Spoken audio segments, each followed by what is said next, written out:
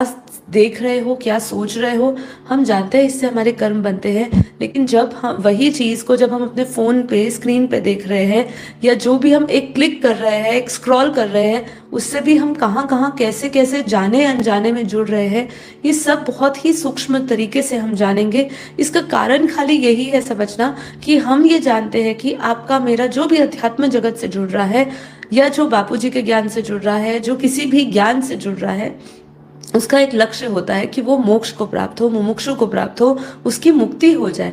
लेकिन हम वास्तव में अपना कहीं ना कहीं कोई ना कोई कर्म बना रहे हैं, क्योंकि कर्म क्या कहता है ये हमें समझना है। कर्म की गति को हमें समझना बहुत जरूरी है, क्योंकि ये अति सूक्ष्म से अति सूक्ष्म है। केवल एक नजर मात्र आपका कर्म क्रिएट कर रहा है। इस बुद्धि से ये परे है इसको समझना।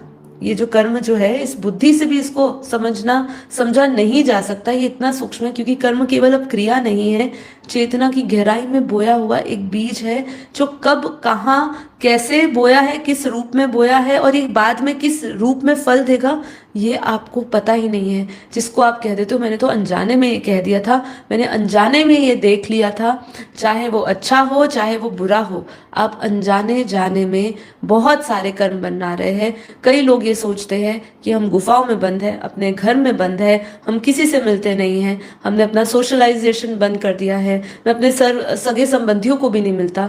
लेकिन बुद्धि क्या विचार कर रही है? सोशल मीडिया के द्वारा डिजिटली आप उनको फोन में कितनी बार देख रहे हो, कितना उनकी स्मृतियों में आ रहे हो, आप कितनी उनकी स्मृतियां पुरानी जो आपने साथ में पल में बिताई होगी, वो कितनी देख रहे हो रोज, और देख के उस समय भी आपका कितना कर्म जुड़ रहा है।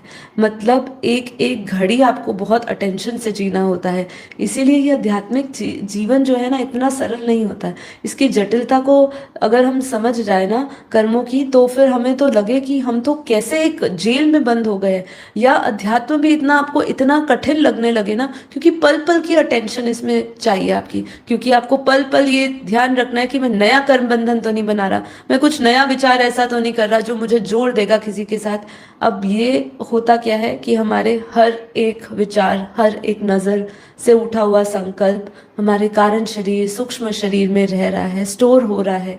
उस समय तो आपको लगेगा एक छोटा विचार ही तो था, एक छोटी नजर ही तो थी मेरी उसको देखने की, पर वो नजर कब आपके कारण शरीर में स्टोर हो जाए, और कब वो आपके, जब आप खालीपन में बैठे हो, जब आप योग करने जा रहे हो, जब आप कुछ अच्छी चीज करने जा रहे हो, वही स्मृतियां आपको परेशान करें। तो कितना गहरा रहस्य है।